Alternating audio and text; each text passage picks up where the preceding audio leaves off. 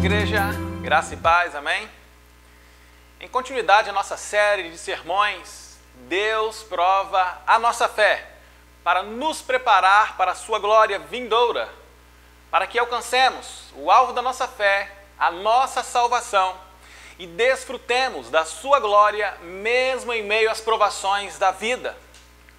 Como nós temos estudado a primeira carta do apóstolo Pedro aos irmãos que se encontravam dispersos pela perseguição em todo o território da Síria, território da Turquia, estavam, como podemos ver no texto, tendo que suportar a dor e o sofrimento dessas provações.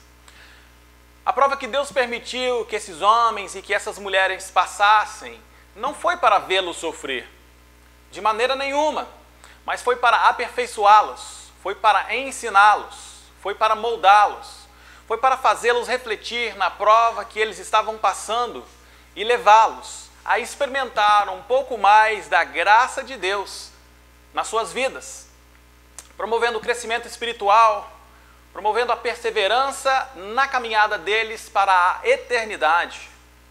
Nós também almejamos como igreja um futuro glorioso com Cristo na eternidade. Mas como podemos transformar as provações, os sofrimentos, as dores que temos vivido hoje em uma glória atual e presente, em uma glória não tão distante de um futuro glorioso que teremos um dia com Cristo na eternidade? O apóstolo Pedro, como temos acompanhado aqui no nosso estudo, nas nossas séries de sermões, ensinou 4 verdades para esses irmãos, na quais veremos hoje a terceira e a 4ª instrução nesta noite.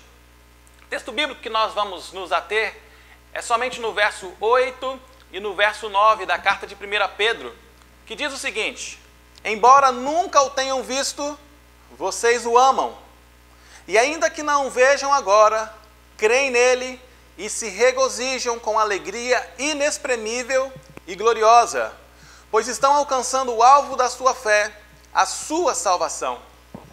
Pai querido, graças nós te damos pela leitura que acabamos de fazer da tua palavra. Pedimos que o Senhor esteja falando e nos conduzindo ao entendimento hoje, nesta noite, em nome de Jesus. Amém. A terceira coisa que o apóstolo Pedro instruiu a sua amada igreja é que para desfrutar da glória de Deus, mesmo em meio às provações da vida, é preciso, além de amar, como já vimos, além de crer em Deus, precisamos nos alegrar em Cristo, nos alegrar em Deus.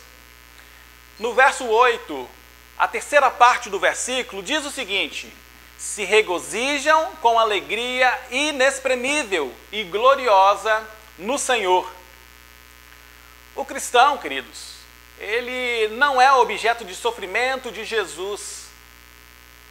Ele não foi chamado para sofrer.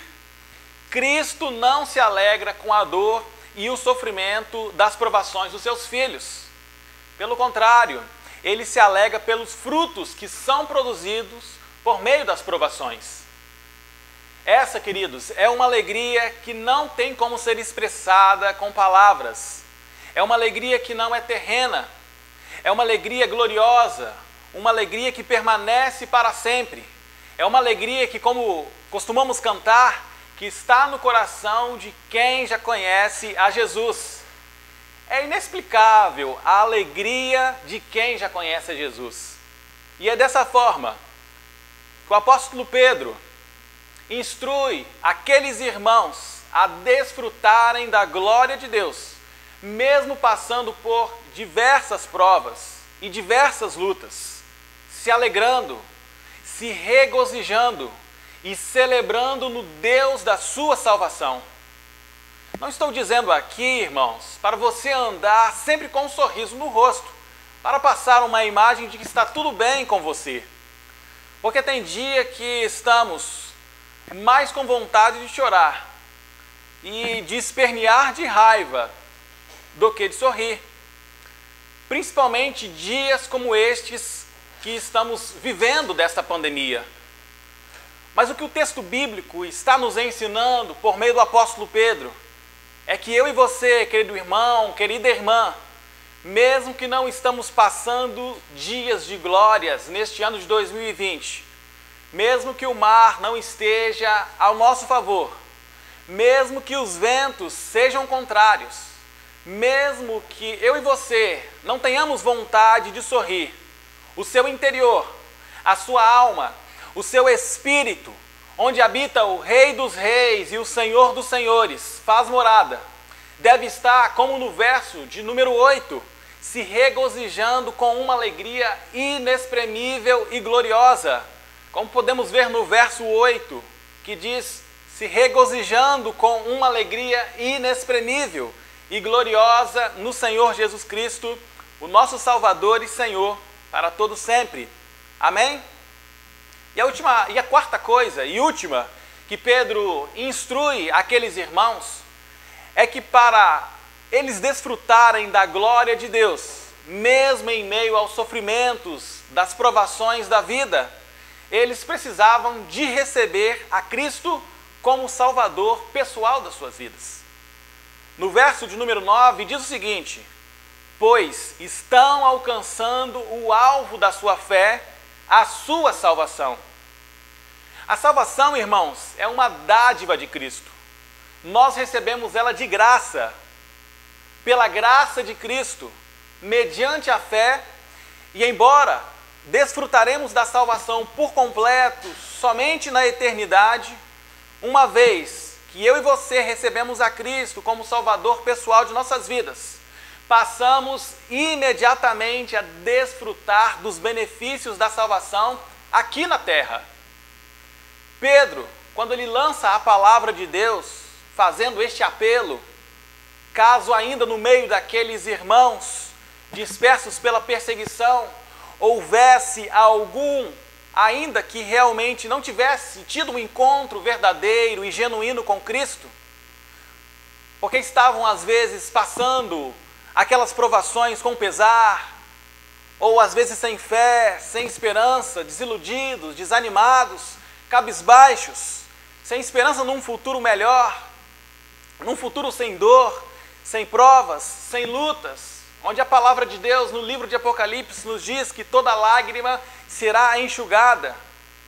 Deus prova a nossa fé, queridos, para nos preparar para a sua glória, a glória vindoura, que está logo ali, para que alcancemos o alvo da nossa fé, a nossa salvação, e desfrutemos da glória de Deus Pai. Mas para isso, queridos e queridas, eu e você precisamos passar por essas provações que estamos vivendo hoje, para aprendermos a amar a Cristo e não culpá-lo desta pandemia que está acontecendo. Para aprendermos a crer nele de todo o nosso coração, pois isso logo vai passar. Para aprendermos a se alegrar, não só nos momentos bons, mas em toda e qualquer situação, como o apóstolo Paulo nos ensina na sua carta de Filipenses, do capítulo 4, do versículo 11 ao 13, que ele diz o seguinte: não estou dizendo isso porque esteja necessitado, pois aprendi a adaptar-me a toda e qualquer circunstância. Sei o que é passar necessidade e sei o que é ter fartura. Aprendi o segredo de viver contente em toda e qualquer situação, seja bem alimentado, seja com fome, tendo muito ou passando necessidade. Tudo posso naquele que me fortalece. Em Cristo, irmãos, nós somos mais do que vencedores. Em Cristo, nós somos mais fortes, pois a alegria do Senhor é a nossa força.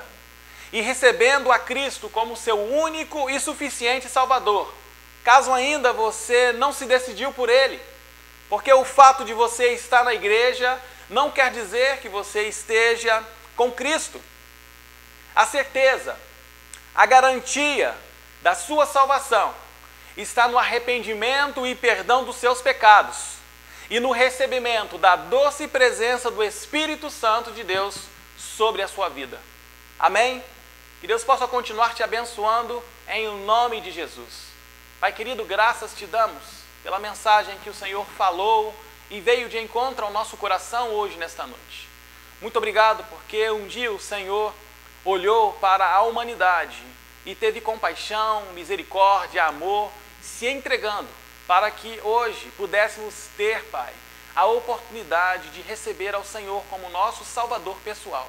Por isso, Pai querido, pedimos que o Senhor esteja, Deus, fazendo presença em cada lar, em cada pessoa da nossa igreja, visitantes, amigos, e possa estar se manifestando para que possam ter esta mesma oportunidade, este mesmo privilégio daqueles teus filhos que um dia creram e receberam o Senhor Jesus Cristo. Por isso, continue, Deus, presente em nossas vidas, não só no dia de hoje, mas para todo sempre. Amém.